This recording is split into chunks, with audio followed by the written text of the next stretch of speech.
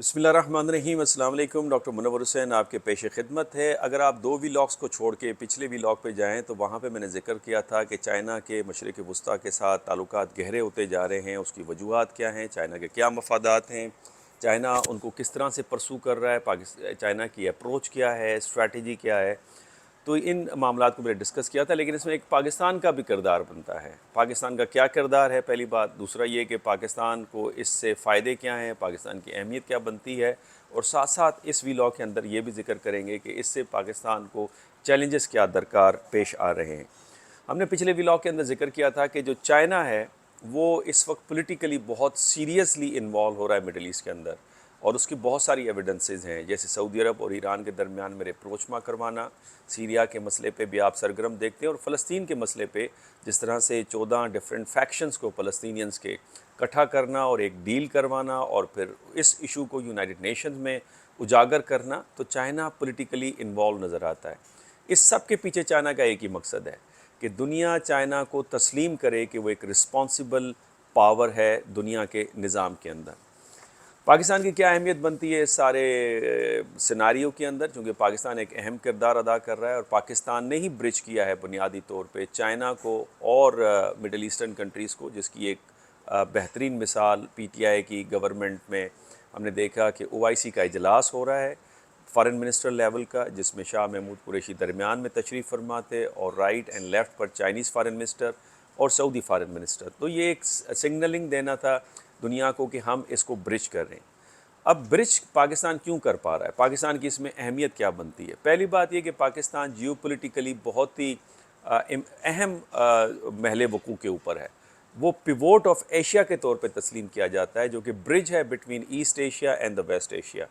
तो पाकिस्तान की जो जियोपॉलिटिकल जो लोकेशन है वो पाकिस्तान के लिए नेमत भी है, और लेकिन ये पाकिस्तान के लिए कर्स भी है। यही वो जियोपॉलिटिकल लोकेशन थी पाकिस्तान की, जिसकी वजह से cold war and post cold war में पाकिस्तान निशाना बना रहा। सोवियत इंटरवेंशन की वजह से वो जंग अमेरिकन सामने लड़ी। पाकिस्तान की बड़ी वाइब्रेंट सोसाइटी थी जहाँ पे पोलराइजेशन और फिर फ्रेगमेंटेशन का वो शिकार हुई। कलेशनकोफ कल्चर, इथनिसिटी, सेक्टेरियनिज़म और हीरोइन कल्चर पाकिस्तान के लिए पनपा, और दूसरों ने पाकिस्तान के पासपोर्ट को बना के दुनिया के अंदर गए और पाकिस्तान को बदनाम किया।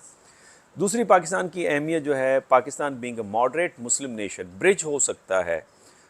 एक कन्फ्यूशियस सिविलाइजेशन और मुस्लिम या अरब सिविलाइजेशन के दरमियान में।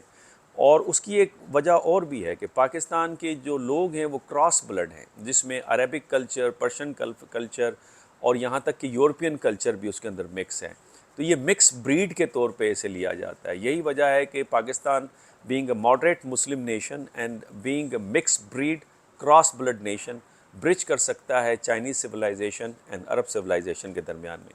तीसरी अहमियत पाकिस्तान की बनती है कि तारीख़ी तौर पे पाकिस्तान के ताल्लुकात चीन के साथ,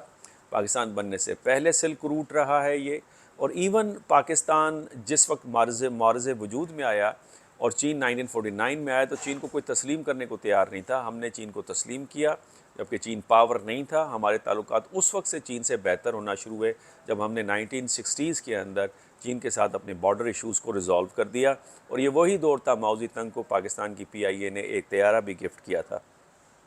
तो लिहाजा तारीख़ी ताल्लुकात हैं। अरब वर्ल्ड के साथ जो हमारे ताल्लुकात हैं वो पाकिस्तान बनने से पहले हैं, वो इस्लाम के दौर के शुरुआत से हैं, बल्कि इस्लाम के दौर से पहले से हैं। उसकी वजह यह है कि अरब जो ट्रेडर्स आते थे उन्होंने यहाँ पे पोस्ट बनाई हुई थी, और यहाँ के जो लोकल लोग हुआ करते थे वो उनको नेमत समझते थे, बिकॉज उनकी वजह से इस इलाके के अंदर दौलत आ रही थी, उसका रेल पेल था। यहाँ की गुड्स अरब वर्ल्ड के अंदर जाती थी, और अरब वर्ल्ड की गुड्स और अफ्रीका की गुड्स यहाँ पे आती थी, और यहाँ तक कि श्रीलंका से होते हुए फार ईस्ट एशिया की तरफ निकल जाते थे।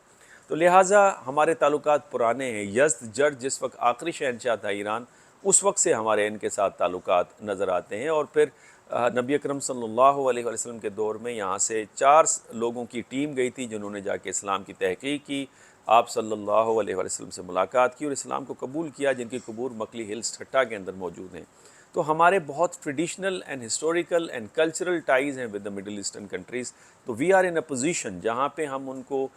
दिफाई लिहाज से भी उनकी मदद करते हैं और माशी लिहाज से वो हमारी मदद करते हैं। और तारीख़ी ताल्लुकात हैं जो पाकिस्तान को इस पोजीशन में लाते हैं कि चीन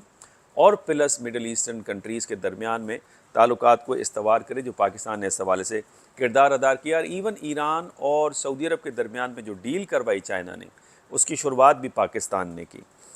اس کے علاوہ جو پاکستان کی اہمیت بنتی ہے وہ پاکستان کی جو اسٹریٹجک پارٹنرشپ ہے وتھ چائنا سلک روٹ کی وجہ سے، جو ہم اس کی بی آر آئی پروجیکٹ کا جو فلیگ شپ پروجیکٹ ہے سی پیک، اس کا حصہ ہیں، اور ہم بھی چاہتے ہیں کہ کنیکٹیوٹی ہو، اور غالباً یہی وہ اکیلا راستہ ہے جہاں پاکستان اپنی معاشی مشکلات سے نکل کر بہتری کی طرف جا سکتا ہے۔ اور یہی وجہ ہے کہ ہم اکثر زور دیتے ہیں کہ پاکستان کو اپنے پڑوسی ممالک کے ساتھ تعلقات کو بہتر کرنا ہوگا۔ پچھلے ویلاگ میں جب امیر عباس کے ساتھ میں نے گفتگو کی تو اس میں بھی ہم نے یہی بات کی کہ ایک اچھی شروعات ہو سکتی ہے نریش چوپڑا اور ارشد ندیم کی جو کوآپریشن ہے، اور دونوں کی مدرس نے جس طرح کی سٹیٹمنٹ دی ہے، یہ اچھی شروعات ہو سکتی ہے کہ ہم اپنے تعلقات کو نارملائز کریں اور ریلیجس ٹورزم اور ٹریڈ کو یہاں پہ انیشیٹ کریں، تاکہ اس علاقے سے غربت اور ناخواندگی کا اور کلائمیٹ چینج کے جو چیلنجز درکار ہیں اس کو ہم اس سے نبرد آزما ہو سکیں۔ تو یہ چار خصوصی اہمیتیں ہیں پاکستان کی، جس کے باعث پاکستان اس پوزیشن میں ہے کہ وہ اپنا کردار ادا کرے چین اور مشرق وسطیٰ کے ممالک کے درمیان میں۔ لیکن اس ساری ڈیولپمنٹ کے بعد پاکستان کے لیے اپرچونٹیز بھی پیدا ہو رہے ہیں، مواقع پیدا ہو رہے ہیں۔ پہلا موقع تو یہ کہ پاکستان اس سے اپنی ٹریڈ کو انہینس کر سکتا ہے۔ جہاں چائنیز گڈز کی موومنٹ ہوگی چائنا سے پاکستان سے ہوتے ہوئے مڈل ایسٹرن کنٹریز کی طرف، through rail road, through shipping اور تھرو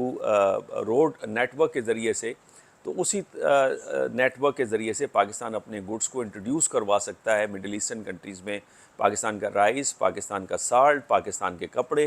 کافی وہاں پہ مشہور ہیں، تو ایک اسپیس پاکستان کے گڈز کو اور بزنس مین کو یہ اپرچونٹی مل سکتی ہے اگر اس پہ پراپر ورک آؤٹ کریں، اسٹریٹجی بنائیں گورنمنٹ کے ساتھ مل کے، تو پاکستان کی گڈز کو ایک اچھی مارکیٹ میسر ہوگی۔ جیسے یو اے ای کے اندر پاکستان کی گڈز جاتی ہیں، مزید اس کا موقع ملے گا۔ دوسرا، انویسٹمنٹ ان انفراسٹرکچر جو ہے اس کی اپرچونٹی بھی ملے گی پاکستان کو، اور پہلے بھی چائنا نے انفراسٹرکچر کے اوپر اچھا خاصا خرچہ کیا ہوا ہے، اور پاکستان کے اندر نئے ریل روڈز بن رہے ہیں، روڈ کا نیٹ ورک تقریباً مکمل ہو چکا ہے، انرجی ہے، کمیونیکیشن کا سسٹم ہے، تو وہ ایک اپرچونٹی پاکستان کو اور مل رہی ہے۔ لیکن اس سے ہمیں اس سے فائدہ تب بھی ہم اٹھا سکیں گے اگر ہمارے پاس اپنی منصوبہ بندی ہوگی، تاکہ ہم جہاں جہاں ہماری ضرورتیں ہیں وہاں وہاں ان چیزوں کو ہم اپلائی کریں۔ تیسرا یہ کہ جو اسٹریٹجک اینڈ ڈپلومیٹک لیوریج ہے پاکستان کو، وہ حاصل ہوگا، کیونکہ پاکستان برج ہے ایسٹ اور ویسٹ کے درمیان میں، تو یہ پاکستان کو ایک ڈپلومیٹک لیوریج دیتا ہے کہ جس کے ذریعے سے پاکستان اپنی بات کو منوا سکتا ہے، اور پاکستان الائنسز کو اسٹرینتھن کر کے اسی الائنس کے تھرو مختلف پلیٹ فارم اور انسٹیٹیوشنل سپورٹ حاصل کر سکتا ہے کشمیر کے مدعے کے اوپر اور اپنے دوسرے اسٹریٹجک جو اہداف ہیں ان کے حصول میں۔ تو پاکستان کے پاس یہ بھی اپرچونٹی ہے۔ چوتھی بات یہ کہ جو اگر چائنا جو فیکٹر ہے اس کو ہم سمجھتے ہیں کہ مڈل ایسٹ کے اندر وہ اسٹیبلٹی کا ایک اہم فیکٹر بن سکتا ہے، ایک اہم ویریبل ہے۔ اس کی بنیادی وجہ یہ کہ چین نے ایران اور سعودی عرب کے درمیان میں جو ریپروچما کروایا، یا ڈفرینٹ 14 فیکشنز فلسطینیوں کے ان کے درمیان میں ڈیل کروائی، تو چین اس پوزیشن میں ہے بینگ اے پار، اور ویسے بھی مڈل ایسٹرن نیشنز کا اس وقت جھکاؤ چین کی طرف ہے because of number of reason, جو میں نے پچھلی ویلاگ کے اندر ذکر کیا تھا کہ وہ یہاں پہ اسٹیبلٹی لائے۔ اگر middle east including Iran stable رہتا ہے تو اس کے پازیٹیو فال آؤٹ ہوں گے پاکستان کی سیکیورٹی کے اوپر اور پاکستان کی سوسائٹی کے اوپر بھی۔ اور last but not the least, security cooperation. یہ وہ سارے ممالک ہیں جس میں مڈل ایسٹرن نیشن اور پاکستان انکلوڈنگ افغانستان، جہاں پہ ٹیررزم کا جو مینیس ہے وہ بڑھ چڑھ کر بول رہا ہے، جس میں ہوسٹائل ایجنسیز انوالو ہیں، تو اس پہ کوآپریشن ہو سکتا ہے، اور یہاں تک کہ سیکیورٹی کے اور شعبوں میں بھی ہم ایک دوسرے کے ساتھ کوآپریٹ کر سکتے ہیں، ہم کر بھی رہے ہیں، جس میں ہم اپنی دفاعی جو صلاحیتیں ہیں اس کو بڑھا سکتے ہیں، ٹیکنالوجی شیئر کر سکتے ہیں، ٹریننگ اور جو کامن پیٹرولنگ ہے اسپیشلی جو سی روٹس کے اوپر جو ٹریڈ روٹس ہیں اس حوالے سے بھی ایک دوسرے کے ساتھ تعاون کر سکتے ہیں۔ لیکن ان اپرچونٹیز کے ساتھ پاکستان کے لیے چیلنجز بھی بہت ہیں۔ Pakistan being a smaller nation, being at the receiving end, Pakistan کو چیلنجز بھی بہت سارے۔ پہلا چیلنج یہ کہ یو ایس چائنا جو رائیولری ہے وہ پاکستان کو ٹائٹ روپ کے اوپر چلاتی ہے، اور Pakistan being a smaller nation اس پوزیشن میں نہیں ہے کہ اپنی پالیسی کو مکمل طور پہ بیلنس کر سکے۔ اگر یہ دشمنی حد سے بڑھتی ہے تو پاکستان کے لیے بڑا چیلنج ہوگا کہ اپنے آپ کو کس طرح بچائے کہ اس گہرائی اور اس دلدل میں نہ پھنسے جو دو بڑے ہاتھیوں کے درمیان میں جنگ کے باعث پیدا ہو رہی ہے۔ تو یہ پاکستان کے لیے ایک بڑا چیلنج ہے۔ دوسرا پاکستان کے لیے چیلنج جو انڈو یو ایس نیکسس ہے اسپیشلی پیسیفک کے اندر، جس کے بارے میں امریکنس نے بہت زیادہ توقع لگائی ہوئی ہے بھارت کے ساتھ، اور بعض امریکنس یہ سمجھتے ہیں کہ انڈیا ان توقعات کے اوپر پورا نہیں ہو پائے گا۔ اس کے باعث انڈیا کو جو state of the art weapon available ہیں، اس کے باعث ساؤتھ ایشیا کے اندر ہم دیکھتے ہیں کہ امبیلنس آف پاور ہونے کا خطرہ ہے، اور گو کہ امریکہ اس وقت ٹیکنالوجی ٹرانسفر نہیں کر رہا، اس میں وہ سلو ڈاؤن ہو گیا ہے، بیکاز انڈیا کے حوالے سے ان کو بہت ساری گریونسز ہیں جہاں پہ انڈیا ٹریڈ کر رہا ہے روس کے ساتھ، ایران کے ساتھ، اور امریکنس چاہتے ہیں کہ اس سے بھارت باز آئے، لیکن state of the art weapon ضرور اویلیبل ہے۔ دوسرا یہ کہ جو اسٹریٹجک اٹانومی ہے پاکستان کی، وہ اس سے بڑی بری طرح سے متاثر ہو رہی ہے، اور پاکستان اس پوزیشن میں نہیں ہے کہ اپنی اٹانومی کو ایکسرسائز کر سکے۔ ایک طرف امریکہ کے اوپر ڈپینڈ کر رہا ہے بیکاز آف اکنامک جو ولنریبلٹی ہے پاکستان کی، دوسری طرف چین کے اوپر ڈپینڈ کرتا ہے because of CPEC and because of جو انفراسٹرکچر چائنا کی وجہ سے ڈیولپ ہوا ہے، اور پھر ساتھ ہم دیکھتے ہیں کہ جو آپ کی ویپنری سسٹم ہے جس میں J-10C ہو یا J-31 کی بات ہو یا نئے ٹینکس کی بات ہو یا جو بیٹل شپس آپ لے رہے ہیں، اس کی وجہ سے آپ انحصار کرتے ہیں چائنا کے اوپر، اور پھر مڈل ایسٹ کے اوپر انرجی ریسورسز کے حوالے سے آپ کی ڈپینڈنسی ہے، جس سے آپ کی جو اسٹریٹجک اٹانومی ہے وہ بڑی بری طرح سے متاثر ہوتی ہے۔ اور کہا یہ جاتا ہے کہ آپ نے ابھینندن کو اسی لیے واپس کیا تھا کہ اس میں سعودی عرب کا پریشر تھا۔ اس کے علاوہ جو ٹیررزم ہے وہ اس علاقے میں بڑھتے ہوئے آپ کو نظر آ رہی ہے،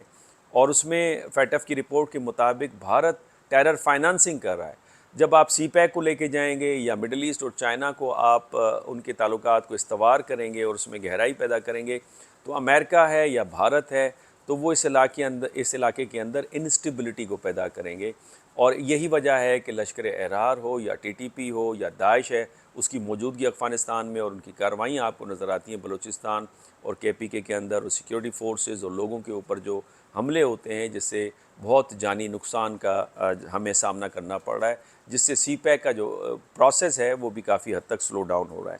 اور آخری جو فال آؤٹ ہے پاکستان میں، وہ پاکستان کی اپنی ایلیٹس کی غلطیوں کی وجہ سے وہ جو انٹرنل پولیٹیکل اینڈ اکنامک جو ڈس آرڈر ہے وہ رکاوٹ بن سکتا ہے کہ پاکستان اپنی جو اپرچونٹیز اس کے لیے ایمرج کر رہی ہیں because of China and middle eastern relations, اور اس کو بھرپور طریقے سے اس کا استعمال کر سکیں۔ اور یہ جب تک ممکن نہیں ہوگا جب تک آپ میرٹ کو نہ لے کے آئیں گے، اور ہم نے دیکھا کہ خواجہ آصف صاحب کی جو بھتیجی ہے وہ اگر پورٹ فولیو لے سکتی ہے، اور بھارت کے اندر اگر آپ کو میرٹ نظر آتا ہے جہاں پہ ٹیکنوکریٹس اور اسپیشلائزڈ لوگ جو ہیں اپنے سبجیکٹ کے اندر وہ پاور میں آتے ہیں، یہی وجہ ہے کہ بھارت کی اکانومی بڑھتے ہوئے نظر آ رہی ہے، اور پاکستان کے اندر مشکلات کا سامنا ہے جہاں پہ بہت ساری کمپنیز، بہت ساری بزنسز بند ہوتے ہوئے نظر آ رہے ہیں۔ آپ کی کمنٹس کا انتظار رہے گا۔ اجازت دیجیے، اللہ حافظ۔